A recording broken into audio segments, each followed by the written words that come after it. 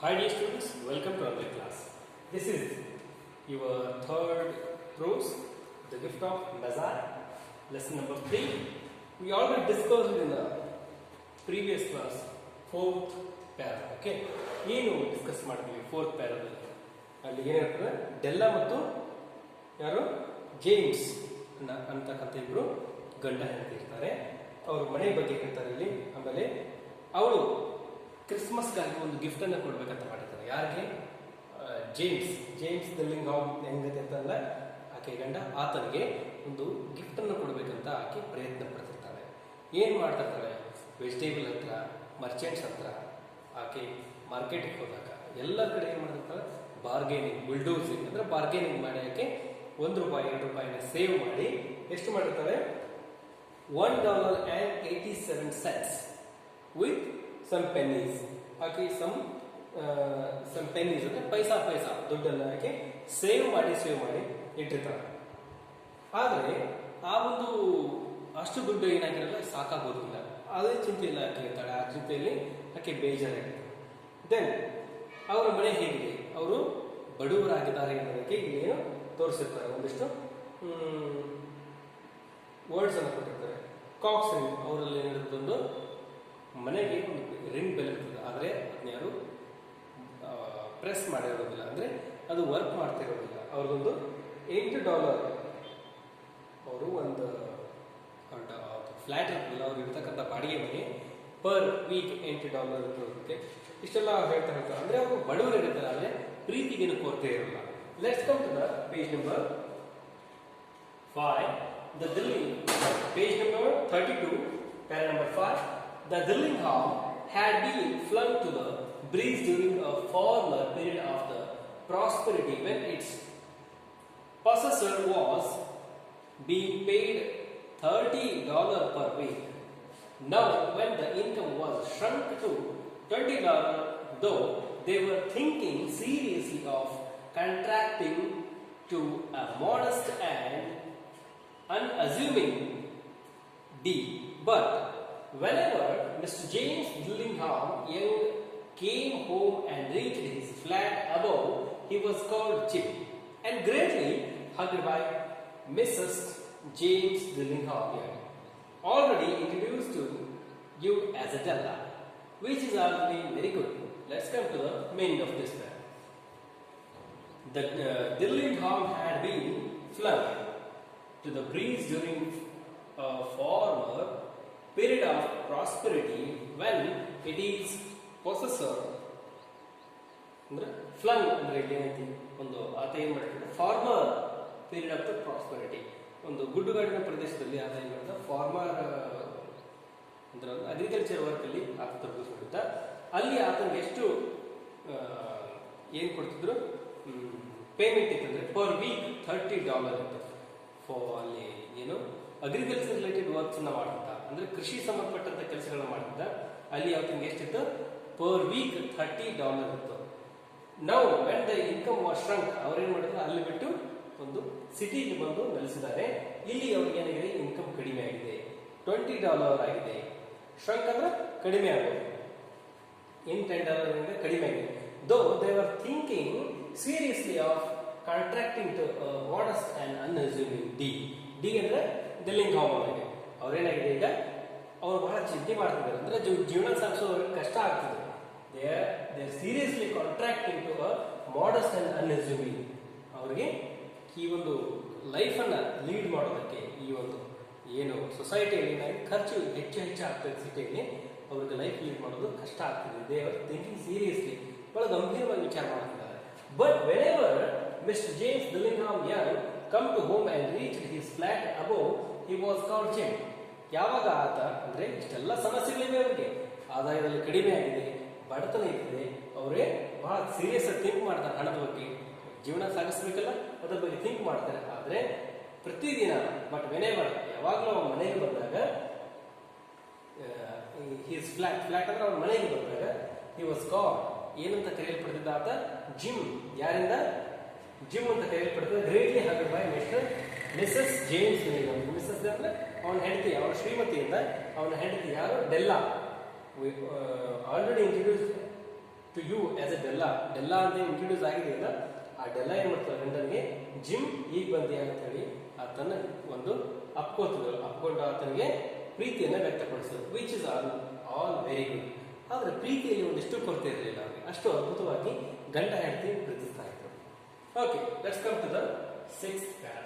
Della finished her cry and attended to her cheeks with the powder rag. She stood by the window and looked out dully at a grey cat walking a grey fence in a grey backyard.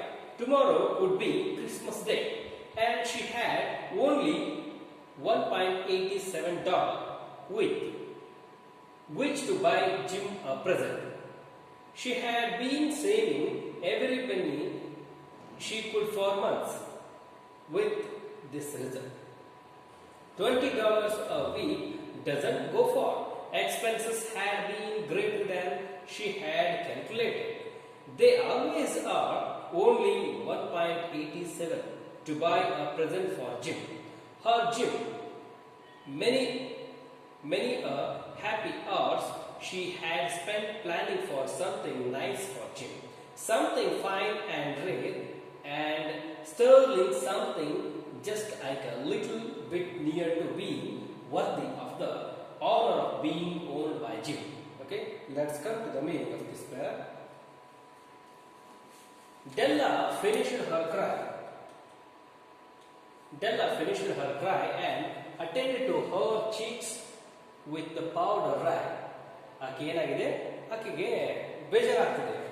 Because of she didn't purchase a good thing, a good gift to the Jim. ಜಿಮ್ಮನಿಗೆ ಒಂದು purchase ಮಾಡಬೇಕಾಗಿದೆ, ಏನೋ ಒಂದು gift ಅನ್ನು ತಗೋಬೇಕಾಗಿದೆ. ಅದು ಆಕೆಯಿಂದ ಆಗ್ತಾ ಇಲ್ಲ. ಆಕೆಗೆ ಬೇಜಾರಾಗಿ ಅಳು ಬರ್ತಾ ಇದೆ. ಆಕೆ ಡೆಲ್ಲ ಫಿನಿಶ್ಡ್ ಹರ್ ಕ್ರೈ. ಆಕೆ ಮನೆಯಲ್ಲಿ ಕುಂತಿಷ್ಟೆಲ್ಲ ವಿಚಾರ ಮಾಡ್ತಿದ್ದಾಳೆ, ಈ ಕಥೆಯನ್ನು ಹೇಳ್ತಾ ಹೋಗ್ತಿದ್ದಾಳೆ. ಆಕೆ ಅಳ್ತಾ ಇದ್ದಾಳೆ. ಆಕೆ ಅಳುವ ನಿಲ್ಲಿಸಿ attend to her cheeks with the powder rag. ಆಕೆ ಮೇಕಪ್ ಮಾಡ್ಲಿಕ್ಕೆ ಯೂಸ್ ಮಾಡ್ತಕ್ಕಂಥ ಬಟ್ಟೆಯಿಂದ ತನ್ನ ಕಣ್ಣೀರನ್ನ ಒರೆಸ್ಕೊಳ್ತಾಳೆ. ತನ್ನ ಮುಖ ಏನು ಕೆನ್ನೆಗಳನ್ನ ಆಕೆ ಒರೆಸ್ಕೊಳ್ತಾಳೆ. She stood by the window and looked out dully at a grey cat walking a grey fence in a grey backyard. ಆಕೆ ಏನ್ ಮಾಡ್ತಾಳ, ಕಿಟಕಿಯಿಂದ ಆ ಕಡೆ ನೋಡ್ತಾಳೆ. ಹೊರಗಡೆ ನೋಡಿದಾಗ ಅಲ್ಲೇನ್ ಕಾಣಿಸ್ತದ, out dully at a grey cat. ಆಕೆ ಬಹಳ ಬೇಸರದಿಂದ ಹೊರಗಡೆ ನೋಡ್ತಾಳೆ. ಬೇಸರದಿಂದ ಹೊರಗಡೆ ನೋಡಿದಾಗ ಅಲ್ಲೇನ್ ಕಾಣಿಸ್ತದ, ಆ ಗ್ರೇ ಕ್ಯಾಟ್ ಅಂದ್ರೆ ಬೂದು ಬಣ್ಣದ ಒಂದು ಏನ್ ಕಾಣಿಸ್ತದ, ಒಂದು ಬೆಕ್ಕು ಕಾಣಿಸ್ತದ. ವಾಕಿಂಗ್ ಅ ಗ್ರೇ ಫೆನ್ಸ್ ಅಂದ್ರೆ ಒಂದು ಎಲ್ಲಿ ನಡೀತಾ ಇದೆ ಅದು, ಆ ಬೇಲಿ ಮೇಲೆ ಆ ಕಂಪೌಂಡ್ ಕಲರ್ ಇದೆ, ಫೆನ್ಸ್ ಕಲರ್ ಅದು ಕೂಡ ಗ್ರೇ ಆಗಿದೆ. ಅದು ಬೂದು ಬಣ್ಣದಲ್ಲಿದೆ. ಇನ್ನ ಗ್ರೇ ಬ್ಯಾಕ್ಯಾರ್ಡ್. ಬ್ಯಾಕ್ಯಾರ್ಡ್ ಅಂದ್ರೆ ಹಿಂದಿನ ಒಂದು ಹಿತ್ತಲು ಅಂತ ಹೇಳ್ತೀವಲ್ಲ, ಅದು ಗ್ರೇ ಬ್ಯಾಕ್ಯಾರ್ಡ್. ಇಲ್ಲಿ ಏನ್ ಸೂಚಿಸ್ತದ, ಬಣ್ಣ ಗ್ರೇ. ಗ್ರೇ ಅಂದ್ರೆ ಆಕೆ ಡಲ್ ಆಗಿದ್ದಾಳೆ. ಆಕೆ ನೋಡಿದ್ದೆಲ್ಲವೂ ಡಲ್. ಅದು ಏನಾಗ ಕಾಣ್ತದೆ, ಡಲ್ ಕಾಣಿಸ್ತದೆ. ಇಲ್ಲಿ ಕಥೆಯಲ್ಲಿ ಇದನ್ನ ಓ ಹೆನ್ರಿ ಸೆಟ್ ಮಾಡಿದ್ದಾರೆ. ಗ್ರೇ ಬ್ಯಾಕ್ಯಾರ್ಡ್, ಗ್ರೇ ಕ್ಯಾಟ್, ಆಮೇಲೆ ಗ್ರೇ ಫೆನ್ಸ್. ಗ್ರೇ ಅಂದ್ರೆ ಬೂದು ಬಣ್ಣ, ಅಷ್ಟು ರಿಚ್ ಆಗಿರೋದಲ್ಲ, ಹೌದಲ್ಲ. Tomorrow would be Christmas day and she had only $1.87 with which to buy Jim a present. ನಾಳೆನೇ ಕ್ರಿಸ್ಮಸ್ ಇದೆ, ನಾಳೆನೇ ಹಬ್ಬ. ಆದ್ರೆ ಆಕೆ ಹತ್ರ ಏನಿದೆ ಇವಾಗ, ಪಾಪ ಆಕೆ ಕೈಯಲ್ಲಿ $1.87 ಅಷ್ಟೇ ಇದೆ. ಬಹಳ ಹಣ ಇಲ್ಲ ಆಕೆ ಕಡೆ. Which to buy Jim a present. ಜಿಮ್ಮನಿಗೆ ಒಂದು ಪ್ರೆಸೆಂಟ್ ಅನ್ನು ತಗೋಬೇಕು, ಆತನೊಂದು ಸರ್ಪ್ರೈಸ್ ಕೊಡಬೇಕಂತ ಆಕೆ ಆಸೆ. ಆದ್ರೆ ದುಡ್ಡು ಕಡಿಮೆ ಇದೆ. She had been saving every penny should good for months with this result. She had been saving. ಆಕೆ ಯಾವಾಗಲೂ ಹಣವನ್ನು ಸೇವ್ ಮಾಡ್ತಾನೆ ಇದ್ದಾಳೆ. She had been saving every penny, paisa. She could for months. ಆಕೆ ಒಂದು ತಿಂಗಳು ತಗೊಂಡಿದ್ದಾಳೆ. ಅಂದ್ರೆ she could for months, ತಿಂಗಳಾನುಗಟ್ಟಲೆ ತಗೊಂಡಿದ್ದಾಳೆ. ಎಷ್ಟೋ ತಿಂಗಳುಗಳನ್ನ ಆಕೆ ಏನ್ ಮಾಡಿದಾಳೆ, ಈ ಹಣವನ್ನು ಕೂಡಿಸ್ಲಿಕ್ಕಾಗಿ ಕಷ್ಟಪಟ್ಟಿದ್ದಾಳೆ.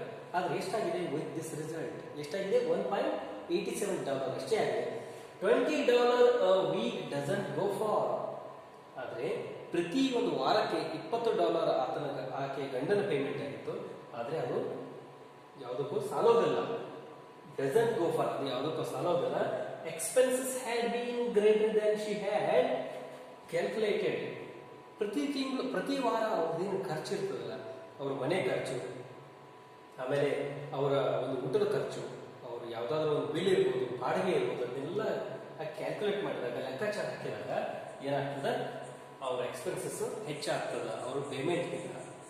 ದೇ ಆಲ್ವೇಸ್ ಕೇರ್, ಅವ್ರು ಆಲ್ವೇಸ್ ಏನ್ ಮಾಡ್ತಿರ್ತಾರ, ಆ ಒಂದು $20 ಆ ಒಂದು ವಾರ ಒಂದು ದುಡ್ಬೇಕಾದ್ರೆ ಬಹಳ ಕಷ್ಟಪಡ್ತಿದ್ದಾರೆ.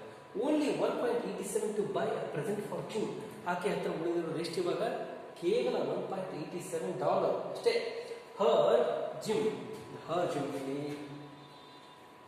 ಇಲ್ಲಿ ಏನಿದೆ, ಪ್ರೆಸೆಂಟ್ ಫಾರ್ ಜಿಮ್ ಇದೆ, ಆಮೇಲೆ ಹರ್ ಜಿಮ್ ಇದೆ. ಅಂದ್ರೆ ಆಕೆ ಎಷ್ಟು ಪ್ರೀತಿ ಮಾಡ್ತಾಳೆ ಗಂಡನ್ನ, ಜಿಮ್ ಅನ್ನ ಡೆಲ್ಲ ಎಷ್ಟು ಪ್ರೀತಿ ಮಾಡ್ತಾಳೆ, ಬಹಳ ಪ್ರೀತಿ ಮಾಡ್ತಾಳೆ. Many a happy hours she had spent planning for something nice for Jim. ಆಕೆ ಒಂದು ಕನಸು ಕಾಣ್ತಿದ್ದಾಳೆ, ನಾನು ಜಿಮ್ಮನಿಗೆ ಒಂದು ಏನು ಮಾಡಬೇಕು, ಒಂದು ಆತನಿಗೆ ಗಿಫ್ಟ್ ತಗೊಳ್ಬೇಕು. ಗಿಫ್ಟ್ ಎಷ್ಟು ಅದ್ಭುತವಾಗಿರ್ಬೇಕಂದ್ರೆ, ಆ ಗಿಫ್ಟನ್ನು ಆತನಿಗೆ ಕೊಟ್ಟ ಮೇಲೆ ಖುಷಿ ಆಗ್ಬೇಕಂತ, ಖುಷಿಯಾಗಿ ಆ ಖುಷಿನ ನೋಡಿ ನಾನು ಖುಷಿ ಪಡಬೇಕು. ಎಷ್ಟೋ ಗಂಟೆಗಳ ಕಾಲ ನಾವೇನು ಮಾಡಬೇಕು, ಆ ಖುಷಿಯಲ್ಲಿ ಇಬ್ರು ನಾವು ಹ್ಯಾಪಿಯಾಗಿರ್ಬೇಕು, ಖುಷಿಯಾಗಿರ್ಬೇಕು ನಾವು ಅನ್ನೋದು ಆಕೆಯ ಕನಸು. ಆಕೆ ಸಾಕಷ್ಟು ಪ್ಲಾನ್ ಹಾಕ್ತಿದ್ದಾನೆ, ಗಿಫ್ಟ್ನ ತಗೋಬೇಕು, ಯಾವ ಟೈಮಿಗೆ ಆತನಿಗೆ ಗಿಫ್ಟ್ ಕೊಡಬೇಕು, ಹೇಗೆ ಕೊಡಬೇಕು, ಅದು ಇದು ಎರಡೂ plan ಹಾಕ್ತಿದ್ದಾನೆ.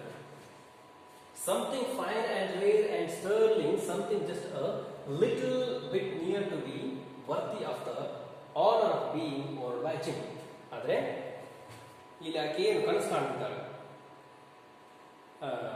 something fine and rare, sterling, something just a little bit near to being worthy.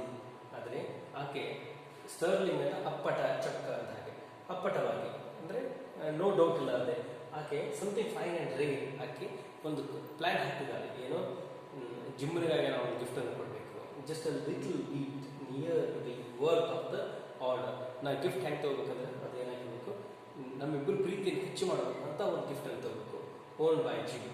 ಅದು ಜಿಮ್ ಅಂತ ಹಾಕೋಬೇಕು, ಅವಾಗ ಆತನಿಗೆ ಖುಷಿ ಆಗಬೇಕು. ಆ ಗಿಫ್ಟ್ ಅನ್ನು ನೋಡಿ ಆತನಿಗೆ ಖುಷಿ ಆಗಬೇಕಾದ್ರೆ, ನಾಳೆ ಏನಿದೆ, ಕ್ರಿಸ್ಮಸ್ ಇದೆ, ಕ್ರಿಸ್ಮಸ್ಗೆ ಒಂದು ಗಿಫ್ಟ್ ಅನ್ನು ಆತನಿಗೆ ಪ್ರೆಸೆಂಟ್ ಮಾಡಬೇಕಂತ ಇಷ್ಟೆಲ್ಲ ಕಷ್ಟಪಡ್ತಿದ್ದಾಳೆ.